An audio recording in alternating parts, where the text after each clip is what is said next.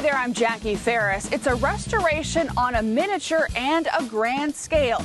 This week on the 302, we're checking out the Archibald Alexander house in miniature and in real life to find out what conservation efforts are going into both projects.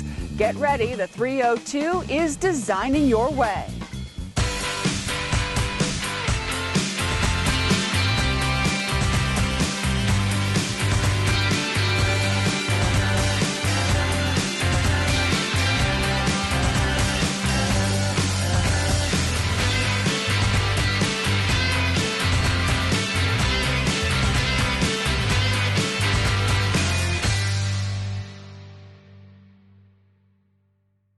Hey everybody, welcome to the Reed House and Gardens. I'm joined by the director, Brenton Grom, to talk about a new exhibit called Rediscovering the Archibald Alexander House Miniature, which you see behind us. Brenton, thank you so much for joining us. Glad to have you back. So tell us all about this house. Is it a dollhouse or is it more of a architectural study?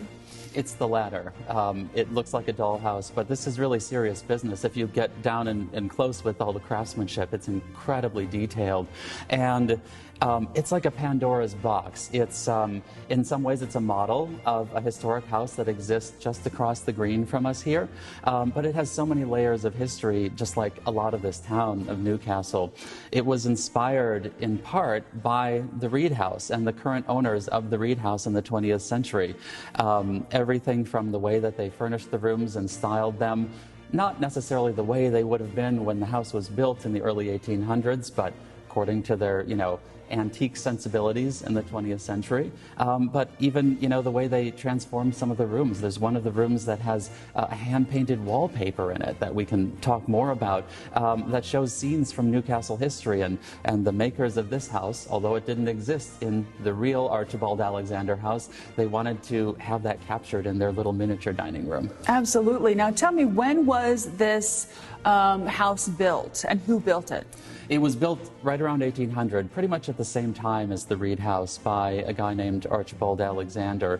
And it was an example of a townhouse, a very nice townhouse at that time. It's not quite as grand as the Reed House is, but it's a very nice house, a very Philadelphia house, just like the Reed House. Now, as far as the miniature, when was that built? The miniature was built in the 1970s.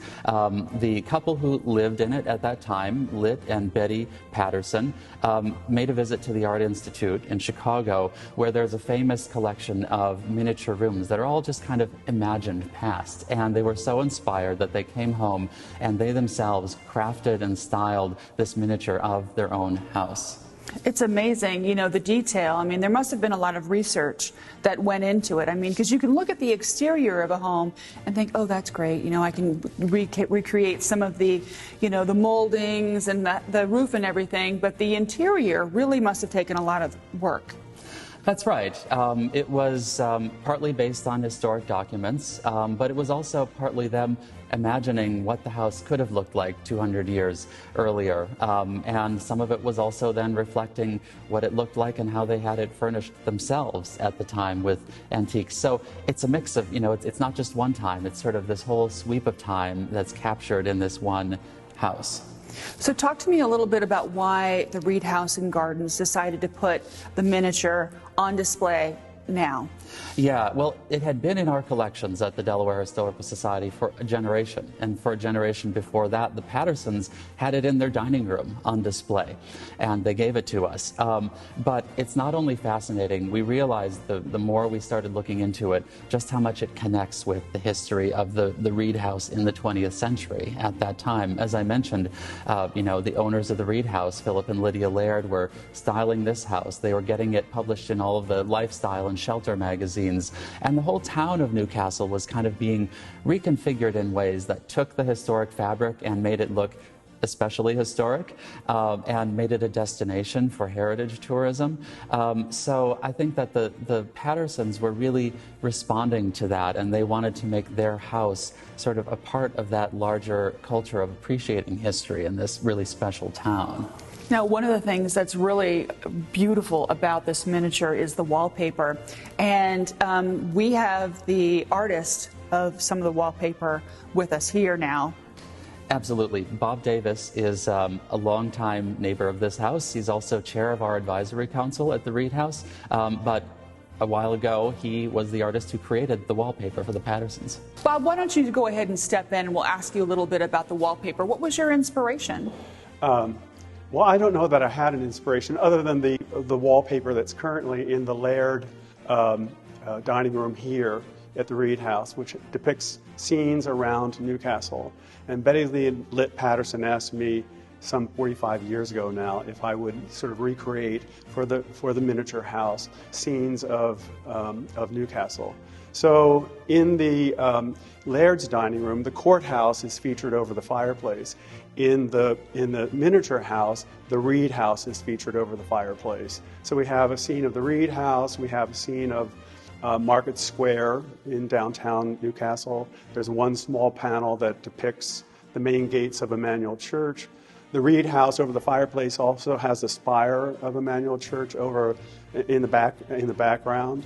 So there was also at one point some water damage done to the house that would have been not unusual in the day to have water damage in your house and in wallpaper. It still exists today in the miniature. So everything is kind of full circle. While you have something inspired in the miniature, there's also something inspired downstairs. Exactly right. So, and I remember at the time that we were neighbors, 2 doors down from Betty Lee and Lit Patterson, and they asked me to do it, and I was reluctant. I'm not really an artist, but I tried my best. I'll have to tell you, by looking at the wallpaper in both the miniature and downstairs, you are quite an artist. Oh, well, thank you. Well, thank you, Bob and Brenton, for joining us. When we come back, we're going to learn a little bit more about the history of the original house. Stay with us.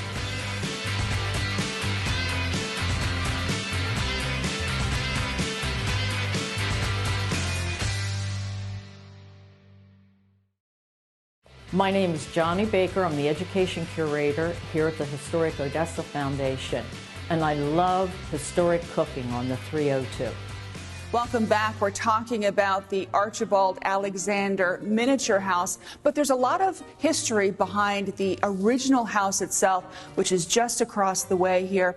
I'm joined now by Debbie Harper. She is the curator of education, and we've had her many times on the 302. Good to see you again. Thank you. Thank you. It's nice to have you here. Well, let's talk a little bit about the history of this house. It was built in the 70s after a house that was built in the late 1800s. Is that right? That's Tell correct. me about the original house. The original house was built in the late 1700s, early 1800s. Archibald Alexander purchased the land in 1797 and started building the house shortly thereafter.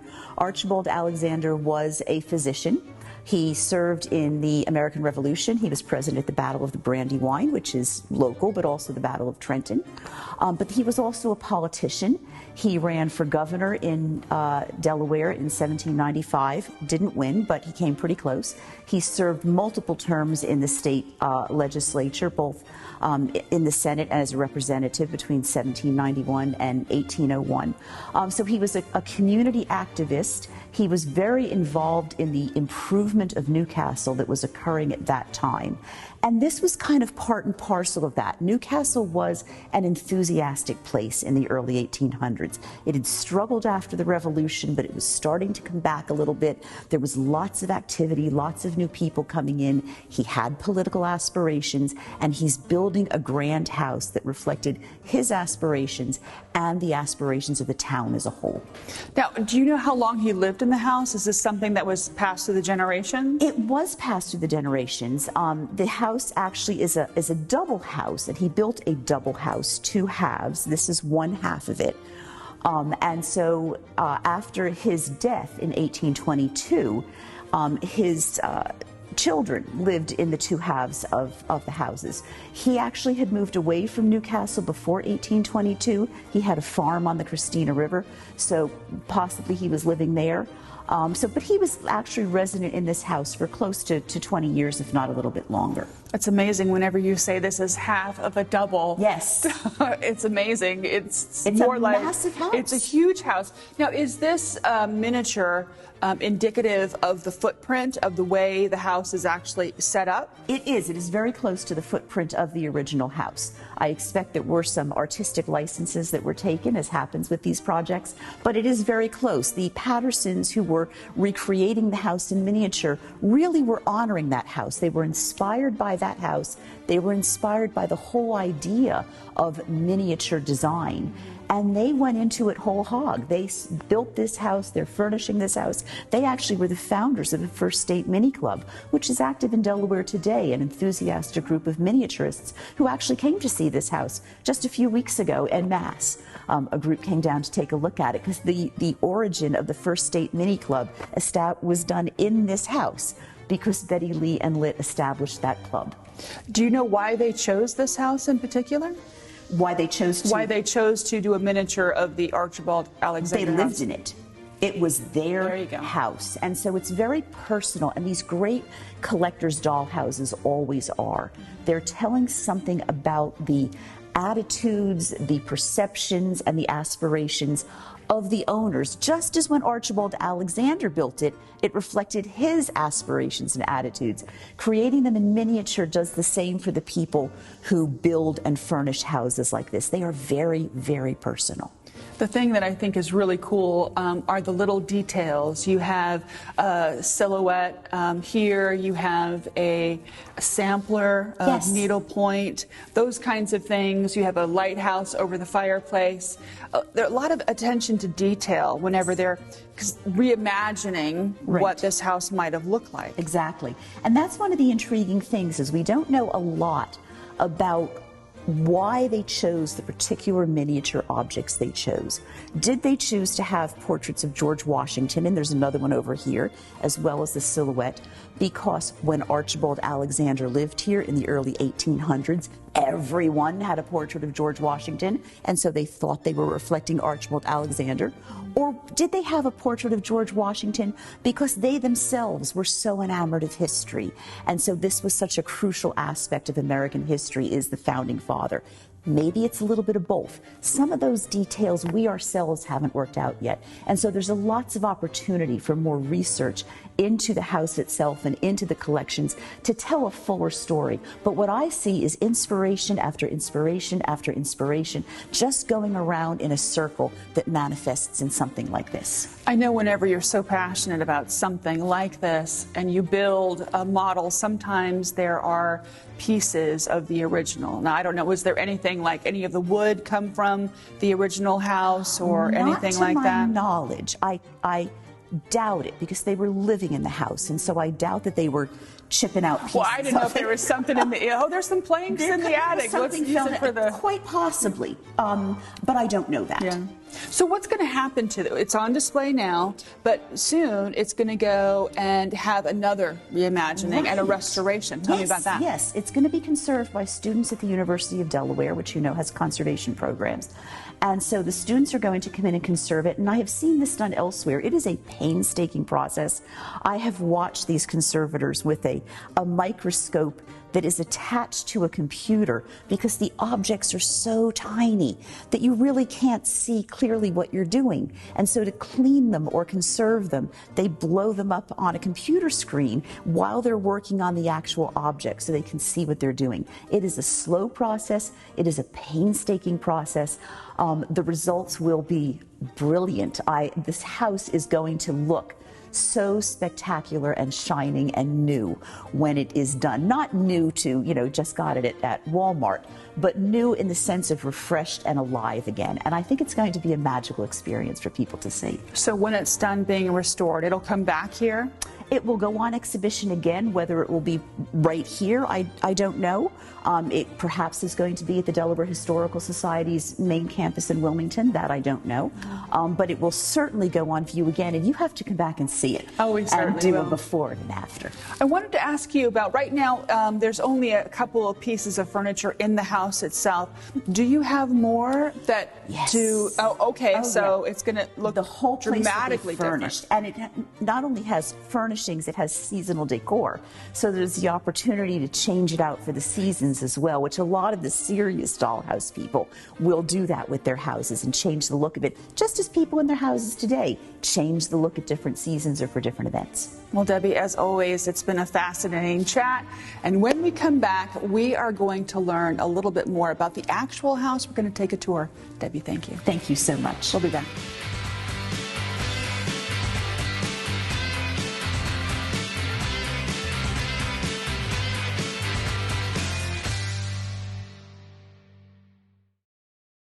My name is Dale Clifton from the Discover Sea Shipwreck Museum. We have lots of history here, but there's always something new on the 302.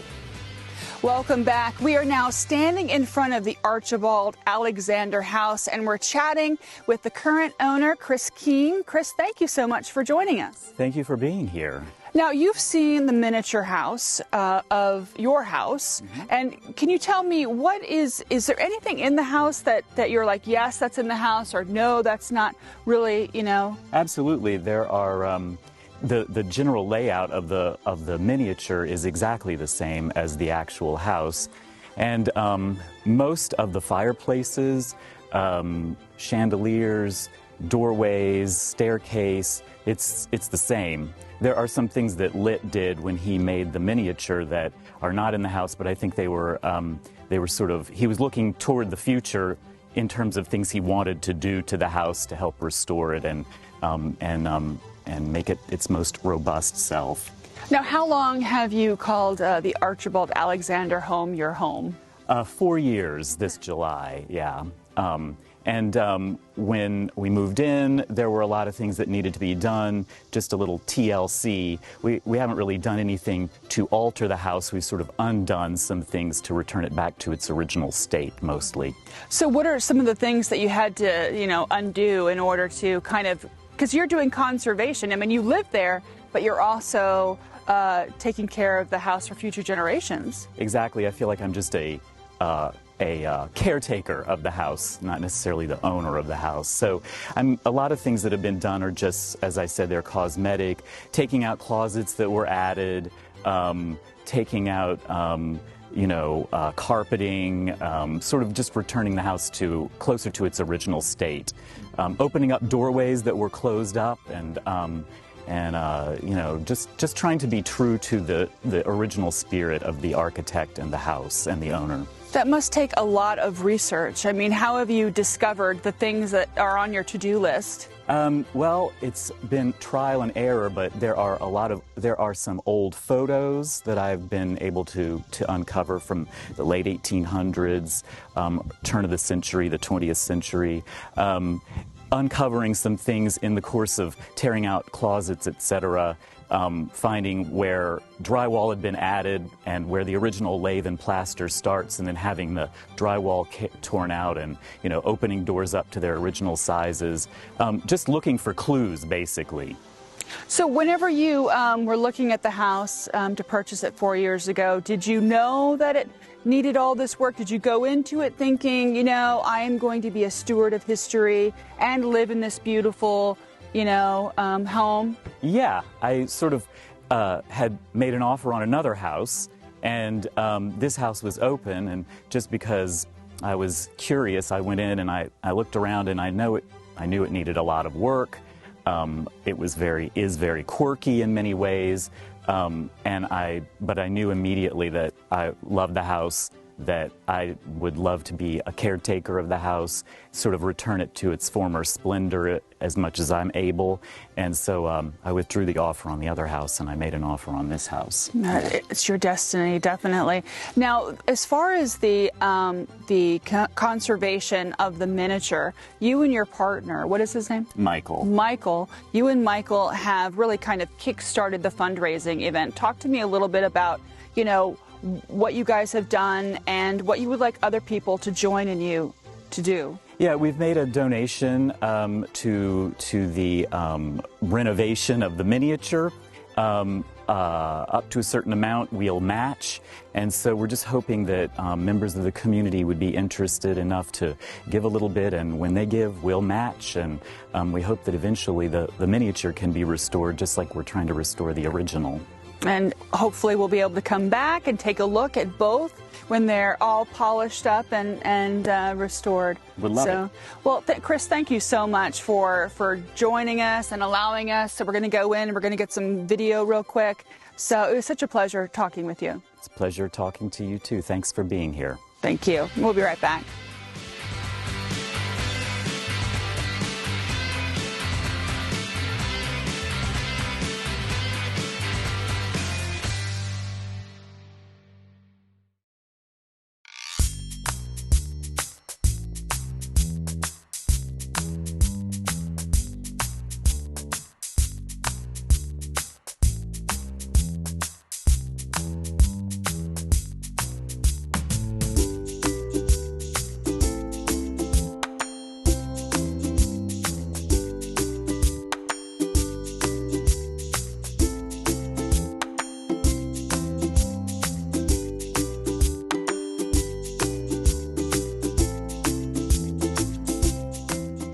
For more information on how you can donate to the restoration, you can visit reedhouseandgardens.org/give. That'll do it for this week's episode of The 302. We're going to leave you with some beauty shots of the Delaware River.